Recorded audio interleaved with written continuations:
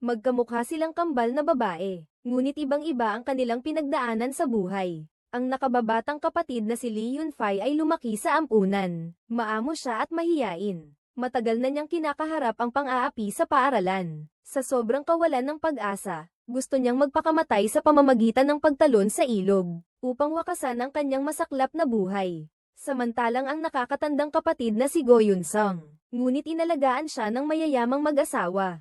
Siya'y mapagmataas at matapang, at isa sa mga kilalang estudyante sa mamahaling paaralan. At mayroon pa siyang gwapong kababata, na nag-alaga sa kanya mula pagkabata. Subalit nang halos masuffocate na ang kapatid niya sa kanyang masaklap na buhay, ang kanyang ate ang naging tanging pag-asa niya. Ang kanyang ate ang naging tanging kaligtasan niya. Sabi ni Lian Fei, ang pinakaayaw niya ay ang pagpasok sa paaralan, lalo na ang oras ng pag-uwian. Kasi naman, bubugbugin siya ng mga nakakatakot niyang kaklase, dadalhin sa walang tao na building, babatuhin ng itlog sa ulo, huhulugan ng harina ang mukha, at gagawing birthday cake para mapasaya ang nang bully sa kanya. At ang ganitong impyernong buhay, hindi pa niya pinapalaya ang babae sa pag-asa. Siget sipag siyang nagtatrabaho ng 3 trabaho. Inaasam ang araw ng kanyang pagtatapos, dahil kapwa biktima rin sila ng pang-aapi. Nakita rin agad ni Lee Yunfei na maunawain ang kalagayan ng nakababatang kapatid sa ampunan. Ay dumadaan din sa parehong sitwasyon. Kahit na siya mismo ay biktima na ng bullying sa paaralan, napakahirap sa katawan at isipan. Ang mabait na babae ay gagawa pa rin ng paraan para protektahan ang mga kapatid niya sa ampunan, at ipagtatanggol sila. Tulad nga ng sinabi niya, gusto niyang maging guro balang araw. Isang guro na mauunawaan ang bawat salita ng mga bata, at ang kahulugan nito. Sa napakaraming araw at gabi na siya'y inaapi ng mga bully, walang kahit isang kaklase ang nagtangkang tumulong sa kanya. Kahit tinanong siya ng guro kung may nananakit sa kanya, pinili ni Lee Yunfei na itago ang mga hindi kanais-nais na katotohanan ito. Ang bait, pagiging mahinahon, at pagpapakumbaba niya, ang nagpapakita kung gaano siya kasawang-sawa. Ngunit ang pagganti ng kabutihan, paano nga ba ito gagantimpalaan? Ang mga bully na itinuturing si Yunfei na isang tinik sa kanilang mga mata, hindi basta-basta mapapatawad ni Jiang Soying ang babae. Nang araw na iyon, pumunta sila sa ampunan kung saan nakatira si Anfei. Magboboluntaryo sila, at magpapanggap na mababait sa harap ng madre. Makipag-uusap sila kay Anfei.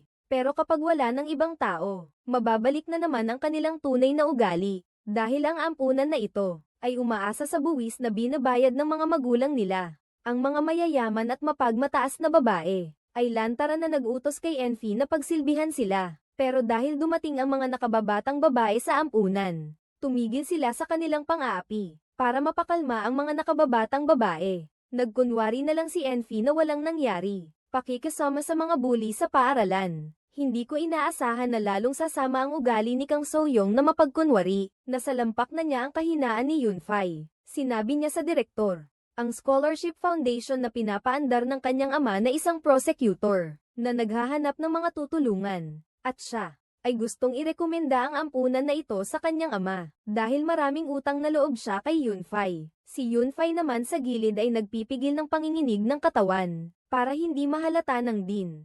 Kahit mahina siya, gusto rin niyang makatulong sa ampunan na tinatawag na bahay ng pag-ibig, para makakuha ng tulong pinansyal. Kinagabihan, kinausap ni Yunfei si Kang Soyang, para pakiusapan itong kumbinsihin ng ama nito na magbigay ng pondo sa bahay ng pag-ibig, dahil ang ampunan na ito ay nanganganib ng hindi na mapagpatuloy ang operasyon. Ang pagsusumamo ng dalaga na nakayuko ay ikinatuwa ni Kang Soyong. Nagkunwari siyang wala siyang dalang cellphone, at kinuha ang cellphone ni Yunfei. Sabi niya, tatawag siya sa kanyang ama, ngunit hindi niya inaasahan. Ang batang babaeng ito napakasama. Ginamit lang ang cellphone ni Anfei para magpadala ng maraming mensahe ng pagbasbas sa isa pang bully na kaklase. Kaya nang sagutin ni Anfei ang tawag ay binulyawan siya agad. Ang kasuklam-suklam na ginawa ni Kang Soyong ay hindi na kinaya ni Anfei, at sa wakas ay sinimulan na niya ang kanyang unang pagganti. Kang Soyong, wala ka ng lunas sa sakit mo. Anong sabi mo, ngayon? Siguro iniisip mo na kaya mong makuha ang lahat ng gusto mo, ano? Pero alam mo ba, sa paningin ko, lagi kitang naawan. Ngunit ang isang sampal ng school bully ang nagbalik kay Anfei sa katotohanan. Ang kanyang kahinaan Sa ilalim ng matinding puwersa ni Kang So-young ay muling ipinakita ni Yun-fai na nanginginig na may hawak na patpat ang paglaban. At si Kang So-young naman ay mas lalong matigas na nakipag-agawan sa kanya. Ngunit hindi inaasahan na may nangyaring aksidente. Mukhang si Kang So-young ay tatamaan na ng pabalik-balik na patpat sa itaas. Ang mabait na si Yun-fai ay walang pag-aalinlangang tumulong na harangan ang panganib.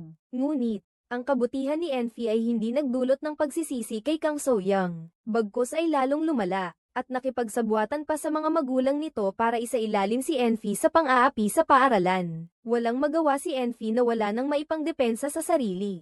Ang kaya lang niya ay manindigan na wala siyang ginawang mali, pero siya'y walang malasakit. Paano niya lalabanan ang makapangyarihang pamilya ng isang opisyal?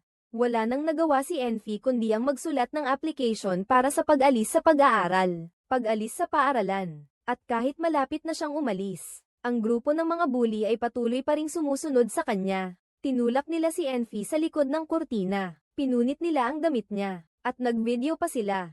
Ang mapapait na karanasan at ang kalungkutan dahil walang tumulong sa kanya. Lubos na nawalan ng pag-asa si Yun-fai. Pumunta siya sa dalampasigan. Umiiyak at gustong wakasan ang kanyang masaklap na kapalaran. Ngunit hindi inaasahan na nang malunod siya at mawalan ng malay, ay may mga kamay na humila sa kanya palabas. At ang taong nagligtas sa kanya, ay ang kanyang kambal na kapatid na si Yun-sung. Kaya paano napunta rito ang kanyang kapatid na si Yun-sung? Bago ito, si Engsing ay kasama ang kanyang mga kaklase, sa isang masayang field trip, at habang nasa biyahe, tila nag-aalala si Engsing dahil sa isang misteryosong tawag sa telepono, na nagdulot sa kanya ng takot at pagkabalisa. At sa huli ay nawala siya ng misteryoso sa banyo. Hinahanap siya ng mga kaklase at guro sa lahat ng lugar. Wala na siyang anino. At ang ampon na ina ni Yun-sung ay tulala na rin buong araw. Namamasyal siya sa kalye para magpakalat ng mga missing person poster. Hanggang sa makatanggap siya ng balita at makarating sa ospital. Doon niya nakita sa kama ang mukha ng kanyang labis na inaasam-asam. Ngunit ang batang babae sa oras na iyon ay hindi si Yun-sung, kundi si Yun-fai. Kaya ang ate pala ang nagbigay ng kanyang pagkatao sa kapatid. Muli ba siyang isisilang? Susunod.